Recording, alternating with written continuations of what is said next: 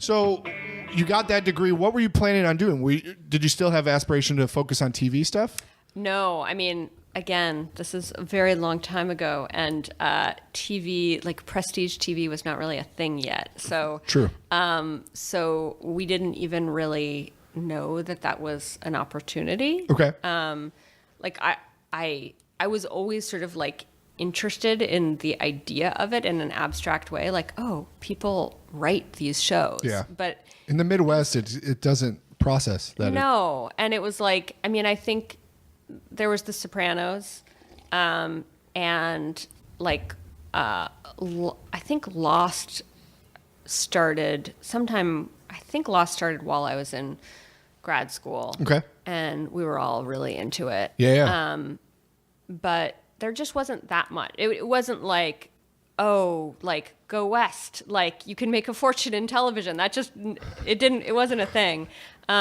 So yeah, I mean, most of my friends and I thought we were going to be novelists or short story writers. Oh, sure. And so after I graduated, I went and I did a fellowship in fiction writing at the Fine Arts Work Center in Provincetown on Cape Cod. So I spent this weird winter like out at the tip of Cape Cod, like trying to write short stories, and it didn't work very well.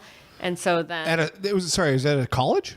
No, it's just a fellowship program. Like they give fellowships to fiction writers and poets and artists. Who gives the fellowships?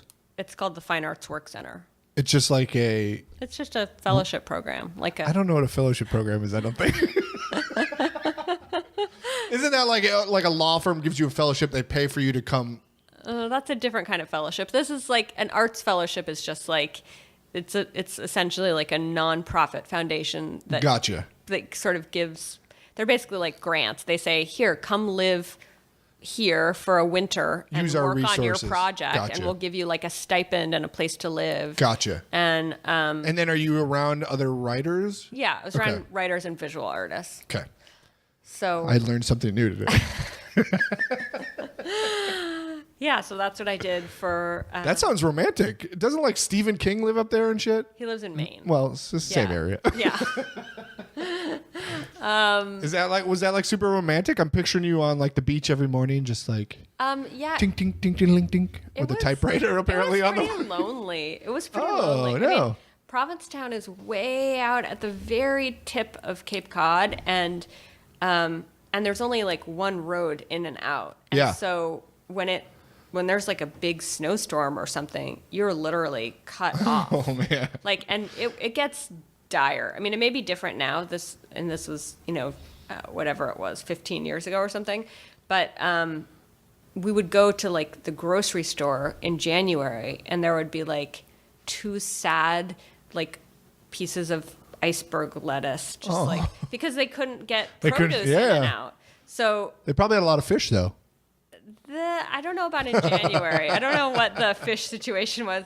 But everything shuts down because it's like a tourist town. But maybe it's the straight white male Bukowski in me, but I feel like I romanticize the loneliness of the writer.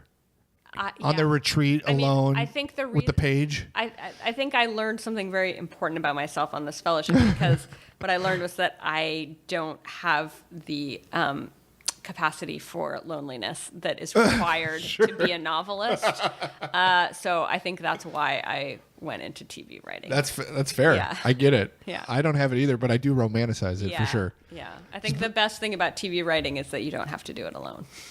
That's true. And that's why I like it too. Or that's why when I write, I struggle because I'm alone and I don't have people to bounce things off of, so I don't trust myself. Yeah. So you did that fellowship for just a winter? Yeah.